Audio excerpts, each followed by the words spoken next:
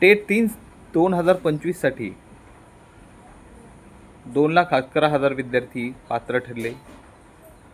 या 2,11,000 विद्यार्थ्यांपैकी 1,80,000 ते 90,000 विद्यार्थ्यांनी रजिस्ट्रेशन केल्याची बातमी आपण ऐकतो आहोत. व्हॅकन्सी आपण असं गृहीत धरलं की गेल्या वेळेसारख्याच 29-30,000 व्हॅकन्सीज जरी आल्या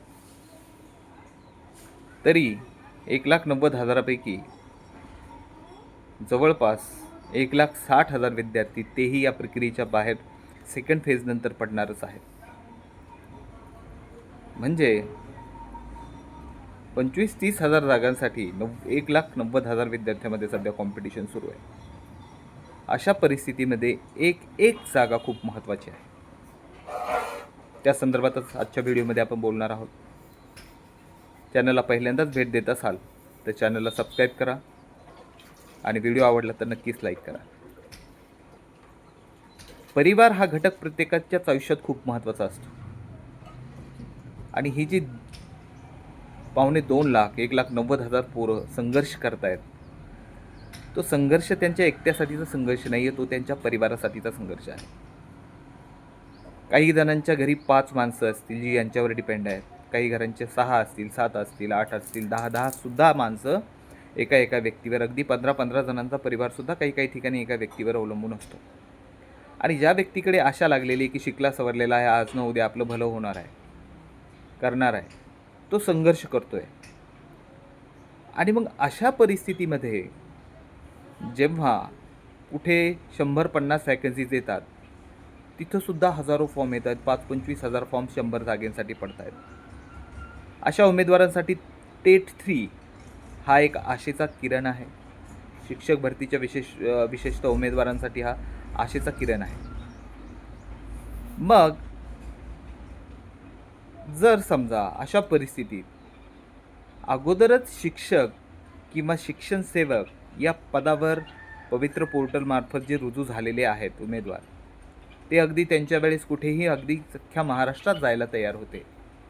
अशा उमेदवारांनी जर या भरती प्रक्रियेत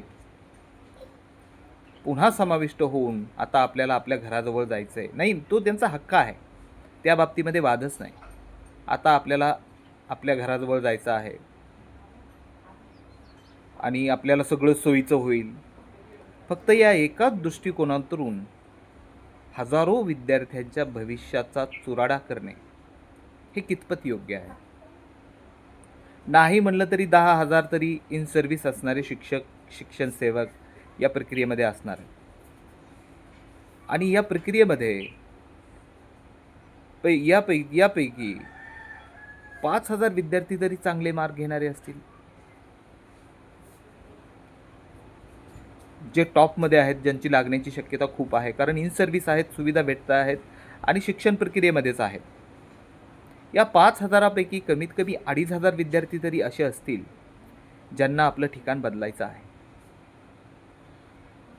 मग 2,500 जागा जर या पोरांनी आपल्या सोडल्या, त्या काही ह्या भरतीला येणार नाहीत, त्या पुढच्या टेटला येतील. कारण मे 2026पर्यंतच्याच व्हॅकन्सीज या भरतीला येणार आहेत.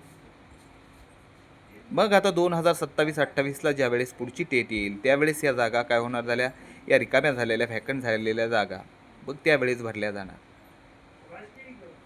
तीही कधी निघेल भरती याबाबत शाश्वती नाही.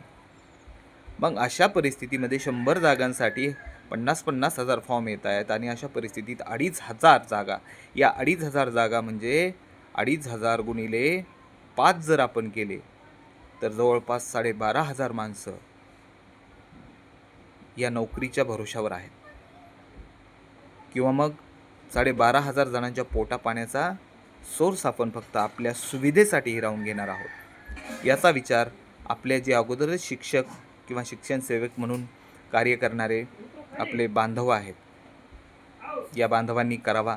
आणि किमान फॉर्म भरायचा जरी असला तरी 100-150 प्रिफरन्स नाही, तुम्हाला जी ठिकाणं पाहिजे आहेत त्यापैकीच मोजकीच 10-5 ठिकाणं तुम्ही जर त्यामध्ये ॲड केली, तुम्हाला ज्या ठिकाणी जायचं आहे, तुमच्याजवळ जिथं जायचं आहे, अशी तुमच्या सुविधानुसार 5 ते 10 ठिकाणंच तुम्ही जर निवडली तर निश्चितच हजारो जागा या कायम राहणार आहेत या भरतीत असणाऱ्या पोरासाठी. कारण एक वॅकेन्सी म्हणजे 8-10 जणांच्या परिवाराचं आयुष्यभराचं काय म्हणता येईल पोटा पाण्याची सोय होणार आहे. या दृष्टिकोनातून आपल्या शिक्षक बांधवांनी जे शिक्षण सेवक पदावर अगोदरच पवित्र पोर्टलमधून रुजू झालेले आहेत यांनी विचार करावा.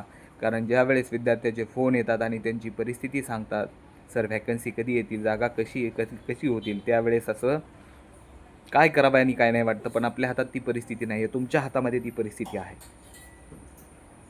तुम्ही 2, 2.5, 3,000 व्हॅकन्सीज अडवण्यापेक्षा आणि मॅक्सिमम काय म्हणता येईल की जागेवर प्रिफरन्स देण्यापेक्षा तुम्हाला ज्या ठिकाणी जायचं आहे कमीत कमी तेवढ्या तरी ठिकाणी तुम्ही जर प्रिफरन्स दिले तर बाकीच्यांना संधी मिळेल. जिथे 2,500 व्हॅकन्सीज रिकाम्या होणार होत्या तिथे कमीत कमी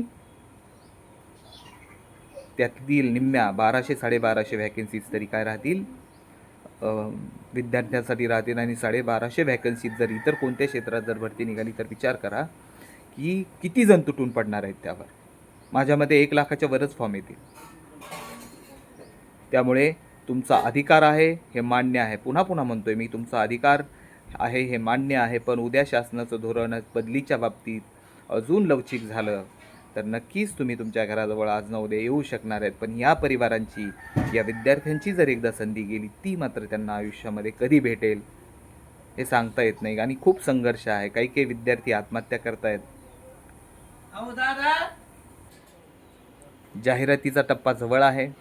आपणही जे स्पर्धेमध्ये उमेदवार आहेत त्यांनीसुद्धा आता प्रिफरन्सची तयारी करावी. आपला स्कोअर लिहून किती होतो आहे याची प्रॅक्टिस करा.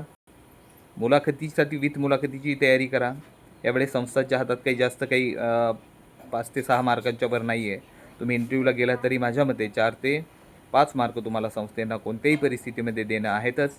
अशा परिस्थितीमध्ये आपले जे शिक्षक बांधव आहेत अगोदरच पवित्र पोर्टल थ्रू जॉईन झालेले किंवा शिक्षण सेवक पदावर रुजू असणारे त्यांनी सहानुभूतीच्या भावनेने, आणि शिक्षक आहे, शिक्षकाचं मन एक मातेचे मनासमान असतं, ते नक्कीच असा विचार करतील आणि बाकीच्यांना संधी देतील अशी आपण आशा बाळगूया. आणि चॅनलला सबस्क्राईब केलं नसेल तर नक्कीच सबस्क्राईब करून घ्या. भरतीचा टप्पा जवळ आलेला आहे. जाहिराती पुढच्या महिन्यात 2ऱ्या किंवा 3ऱ्या आठवड्यामध्ये तुमच्या लॉग इनमध्ये उपलब्ध होण्याची मला दाट शक्यता वाटते आहे. धन्यवाद.